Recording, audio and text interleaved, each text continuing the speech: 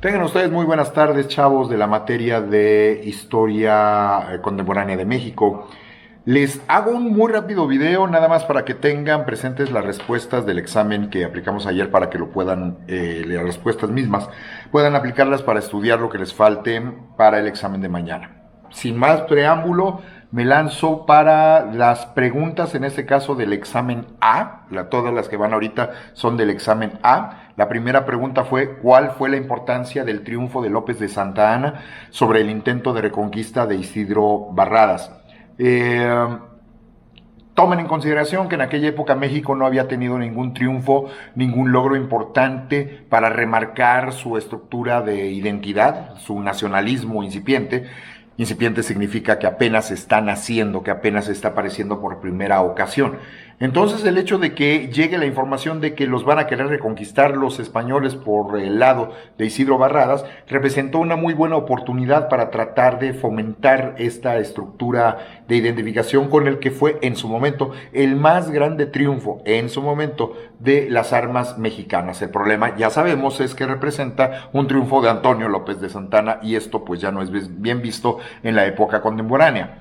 La pregunta 2 del examen A es: ¿cómo se dio la aplicación del socialismo a la mexicana según la perspectiva del historiador Enrique Krause? Y aquí en esta línea es, si lo pudiéramos resumir en muy pocas palabras, es básicamente un socialismo de nombre, de formas, pero que la práctica es puro bla, bla, bla. Reitero que se hicieron congresos, debates, polémicas, textos doctrinales, agitación universitaria, discursos de Lombardo Toledano, amenazas, homenajes a Lenin, el aniversario de la Revolución Rusa elevado a fiesta nacional en el calendario de la Secretaría de Educación, confusión en los programas, los maestros, los padres y los niños, dudas sobre cuál sería el sentido racional y exacto del universo, a que crípticamente se refería el nuevo artículo 3º, mítines, fundación de la Universidad Obrera, obreros vestidos de universitarios, universitarios vestidos de obreros, nuevos discursos de Lombardo Toledano, kilómetros de tinta y bla, bla, bla. Desde el punto de vista de una posible sociología del conocimiento, no es casual que naciera una estrella, Cantinflas. Por lo tanto, es más en las formas que en el fondo. No es un socialismo como se entendería desde la teoría marxista-leninista. Por eso, en la realidad pragmática, no es un socialismo verdadero el que se aplicó en la época de Lázaro Cárdenas, en respuesta a la segunda pregunta del examen A. La tercera pregunta de este mismo examen A: la razón por la que se argumentó la expulsión de Plutarco de las calles del país en 1935 es básicamente por combatir el socialismo de Cárdenas. Es decir, ir en contra de lo que el nuevo presidente decía, cuando este nuevo presidente ya ha comprendido que hay que afianzar en las nuevas generaciones, y aquí Plutarco pues ya no es elemento fundamental. La pregunta número 4: ¿qué acto solemne se llevó a cabo el 18 de marzo de 1938 que se convirtió en un mito de la política mexicana hasta nuestros días? Simple la respuesta: la famosa expropiación de los medios de producción y explotación petrolera, lo que mal llamamos la expropiación petrolera. Ese fue el evento. La pregunta número 5: ¿qué problemas tuvo el intento de aplicación de las clases de gimnasia en las escuelas mexicanas de 1934 en adelante, que se basaron en un texto en inglés traducido de una manera literal, que no hay planeación, que no hay infraestructura, que no hay mentalidad, que improvisan a los profesores? Y sabemos que literalmente era poner casi a correr a los niños durante una hora, sin ningún tipo de descanso, sin ningún tipo de intercambio, sin ningún tipo de alternancia en la actividad. Un desastre absoluto. Esas son las respuestas de del examen A, ¿sí? En cuanto al examen B, la pregunta 1: ¿cuál es la relación de Lázaro Cárdenas y los actos protocolarios de su gobierno? También es muy sencillo y muy simple. Él abolió todo el protocolo de formalidad en los actos formales y oficiales que se hacían en México. Si antes todo implicaba, no sé, por ejemplo, champaña, o implicaba ir vestidos de corbata de moño, o ir vestidos de frac, inclusive recuerden la toma de posesión de los presidentes la hacían vestidos de frac, iban vestidos de pingüino literalmente, y lo que se va a determinar es que eso es un derroche y que implica una serie de gastos que no tiene ningún caso, y se abole la etiqueta formal dentro del gobierno mexicano de 1934 en adelante. Esto se va a abolir en tiempos, por lo tanto, de Lázaro Cárdenas. La pregunta 2 del examen B: ¿de qué manera los sacerdotes manipularon al pueblo para obstaculizar la llegada de maestros socialistas a los pueblos? Es muy simple y muy sencillo. Ellos le decían a la gente del pueblo que les iban a llegar maestros socialistas, maestros rojos como les decían, y que les iban a quitar de la mente la religión, les iban a quitar la religión literalmente.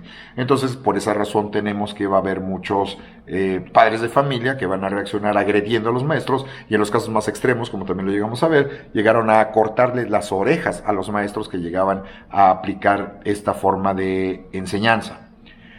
La pregunta 3 del examen B. ¿Qué libro leía Calles cuando fue detenido y expulsado del país? Eso lo reiteré hasta la náusea, lo reiteré hasta el cansancio. Era el libro Mi lucha de Adolf Hitler. La pregunta número 4 del examen B. Explica la importancia de la Constitución de 1857 por sobre todas las demás del siglo XIX. Es la primera constitución de corte eminentemente liberal y que sienta la base para la posterior renovación, en este caso de la Constitución de 1917. Por eso es tan importante por encima de todas las demás. Es la primera Constitución de corte eminentemente liberal. La pregunta número 5 del examen B. Explica la importancia de la política de conciliación de la época de Porfirio Díaz y su relación con las relaciones internacionales. Simple. Los representantes de la jerarquía eclesiástica no van a tirarle tierra a los representantes de la política. Los representantes de la política no les van a aplicar las leyes de reforma literalmente, y llegamos a esta línea en la que la ley se respeta, pero la costumbre es de esta otra manera. Por lo tanto vamos a llevarla en paz y vamos a seguir en una línea de respeto y tolerancia mutua para que no nos veamos afectados. Ustedes continúen con su labor, nosotros con la nuestra, pero no vamos a pisar los terrenos que le corresponden al de enfrente. La política de conciliación busca justamente tener la eliminación de esos elementos radicales, tanto de la parte de derecha como de la parte de izquierda, y es lo que mantiene el equilibrio durante la época de Porfirio Díaz con la Iglesia, cosa que se rompe, ustedes lo saben, con la Revolución y con el triunfo de la línea liberal de tendencia laica que va a impulsar Venustiano Carranza. Ahí se desequilibró absolutamente todo. El examen C. La pregunta número 1 del examen C. Problemas de la ideología socialista y su aplicación en México en tiempos de Cárdenas. Para ponerlo en palabras muy simples, es una ideología atea, la socialista original. Es una ideología que se aplica con países básicamente ya desarrollados en lo industrial, y México no está al nivel de esos países. Está enfocado sobre sociedades que no toman como elemento principal y fundamental al campesinado, y en México es exactamente lo contrario, pero funciona mucho para establecer esta línea de acercamiento con las clases trabajadoras y con las clases menos pudientes, con las clases más pobres. Por eso va a tener tanta fuerza y tanto impacto, aunque en la aplicación de marxismo-leninismo no tiene prácticamente nada. Ese es el problema que se va a tener cuando se quiera aplicar la ideología socialista en un país que es mayoritariamente y absolutamente católico cristiano, apostólico romano. El examen C, la pregunta número 2. Antes del inicio de la Segunda Guerra Mundial, ¿había simpatías hacia los nacionalsocialistas en México y por qué era así? La respuesta es sí. Y era de hecho porque los norteamericanos, históricamente por la intervención de 1914, por la intervención la más grave cuando se pierde más de la mitad del territorio, nunca habían sido bien vistos ni aceptados por la cultura mexicana. Y sí, la información que se tiene antes del inicio de la Segunda Guerra Mundial, de cómo Alemania se recuperó de la guerra y se recuperó de las crisis políticas y establecieron el orden y la paz por la vía de los nacionalsocialistas y por la vía de Hitler, le ha ganado una gran fama de este lado del mundo occidental. Acuérdense que nosotros sabemos que otras cosas habían y que no se tomaban en consideración en aquella época. Por lo tanto, había mucha simpatía hacia los nacionalsocialistas. El examen C, la pregunta 3. ¿Por qué Calles leía el libro mencionado en clase y los apuntes cuando lo detuvieron?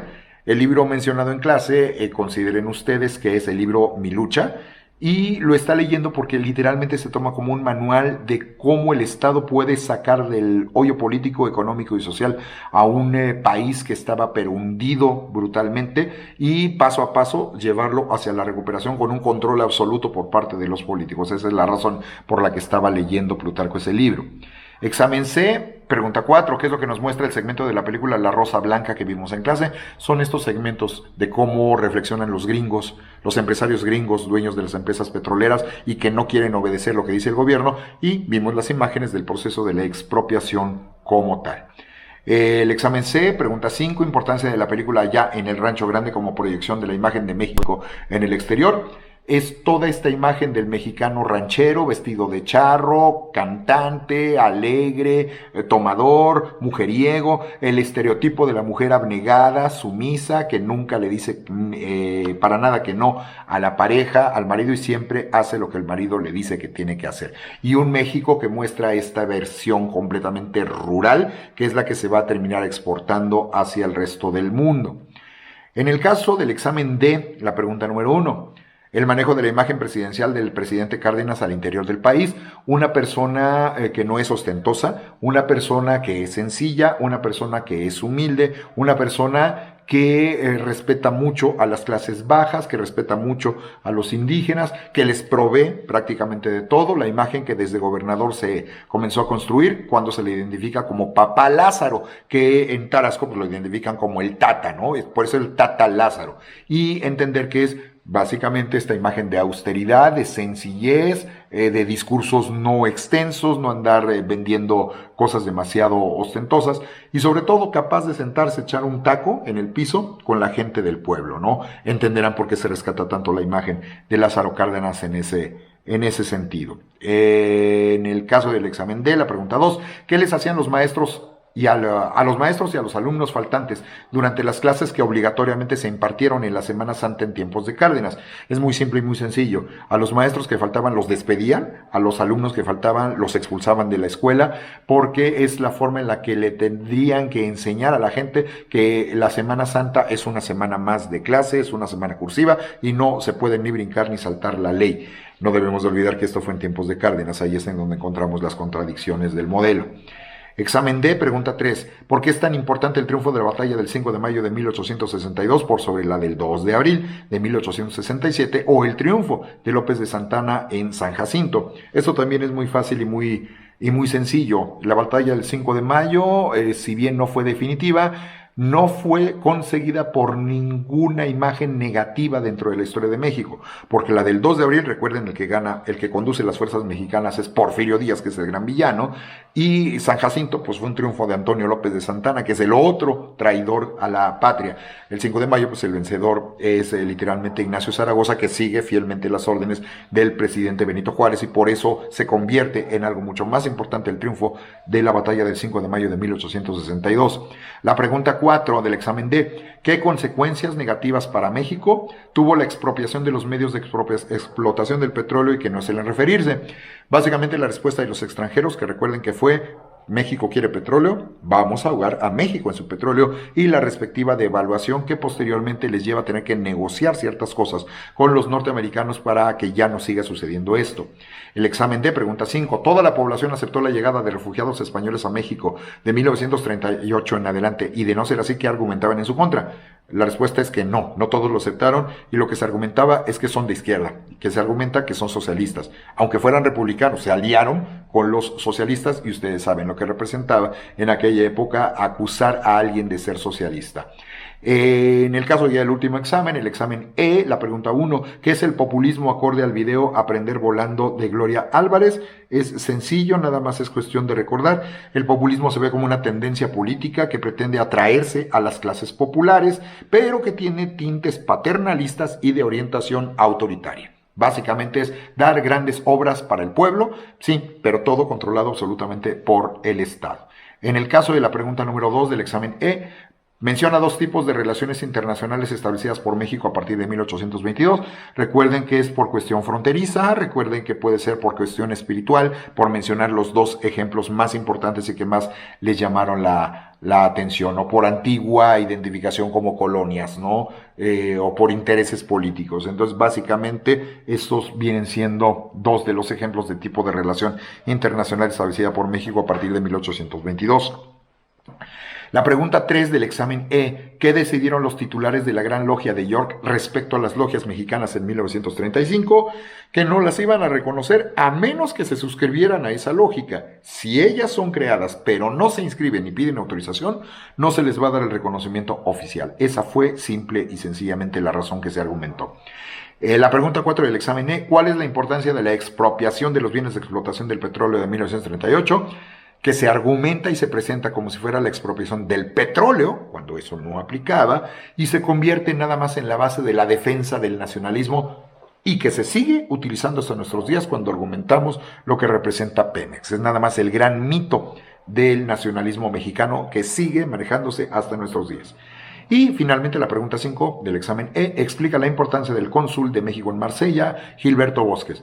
Tal vez uno de los más grandes diplomáticos de servicio exterior que han trabajado en toda la historia del país, que se le identifica como el Schindler mexicano, que ayudó cuando recién llegó a aquellas zonas, ayudó a muchos de los refugiados españoles que no tenían a dónde acudir una vez que inicia y termina la Guerra Civil Española, les ayudó a poder salir porque los franceses no los ayudaban y posteriormente ayudar a escaparse a muchos de los mexicanos que quedaron atrapados o mantenerlos sanos y con bienestar en el tiempo que estaban metidos, escondidos o abiertamente metidos dentro del consulado y posteriormente pues a quien se acercara a pedirle ayuda, ¿no? Grupos de gitanos, grupos de judíos, grupos de perseguidos políticos que ellos decían recibir un documento firmado por Gilberto Bosques es literalmente una visa al paraíso, que recuerden que es el nombre del documental que nosotros revisamos y que ustedes pueden checar también en los apuntes. Estas serían las respuestas para las preguntas para que ustedes puedan continuar estudiando teniendo ya la certeza